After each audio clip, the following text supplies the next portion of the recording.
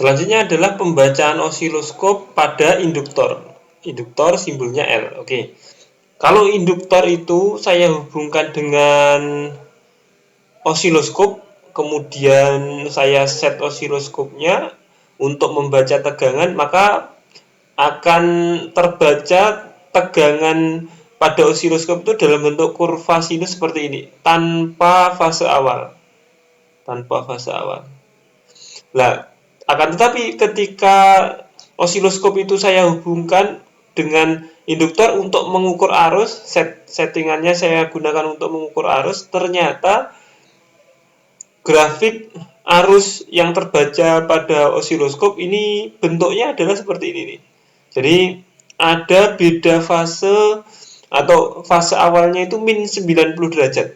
Makanya kalau ditulis dalam persamaan, V tegangan pada induktor itu V max sin omega T, fase awalnya 0. Sedangkan I arus pada induktor adalah I max sin omega T min 90. Jadi beda.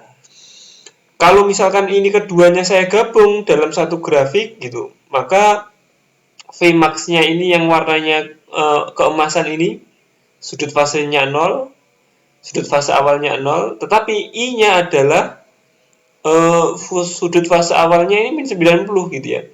Jadi dia grafiknya yang warna ungu itu.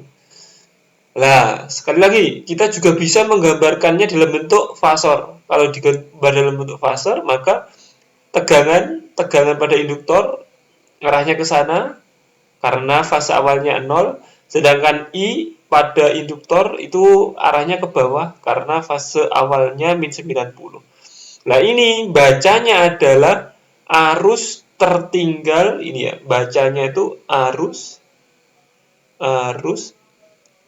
tertinggal 90 derajat terhadap tegangan pada induktor. Gitu ya. Maksudnya begini, pada saat tegangan itu bernilai 0, maka arusnya bernilai maksimum. Pada saat tegangan bernilai 0, maka arusnya bernilai maksimum pada induktor itu. Jadi saat V-nya ini max, saat V-nya max, maka I-nya itu nilainya 0. I-nya pada induktor itu nilainya 0. Itu sifat dari induktor ketika dihubungkan dengan tegangan AC. Oke. Selanjutnya, induktor itu akan bersifat sebagai hambatan, layaknya sebagai hambatan jika dihubungkan dengan tegangan dengan sumber AC. Jadi kalau dihubungkan dengan sumber AC, dia akan mirip dengan hambatan. Hambatannya itu namanya adalah reaktansi induktif. Simbolnya adalah XL. Simbolnya XL. XL sama dengan omega kali L. Omega itu adalah kecepatan sudut dari tegangan. Dari persamaan tegangan boleh, ini persamaan tegangan yang disediakan di soal.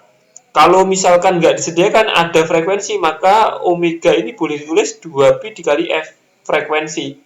Contohnya yang kemarin kita pernah bahas nih, pada PLN frekuensinya itu sekitar 25 Hz gitu ya. Bolak-baliknya muternya dari kumparan itu di sumbernya itu sekitar 20 kali dalam 1 sekon. Itu omega. Kemudian berlaku juga persamaan V L sama dengan I kali XL. Kalau menggunakan I efektif, maka ya V-nya ini V efektif. Kalau menggunakan V max, I-nya juga I max. XL-nya sekali lagi reaktansi induktif atau hambatan pada induktor. Gitu ya. Ini ada beberapa soal-soal.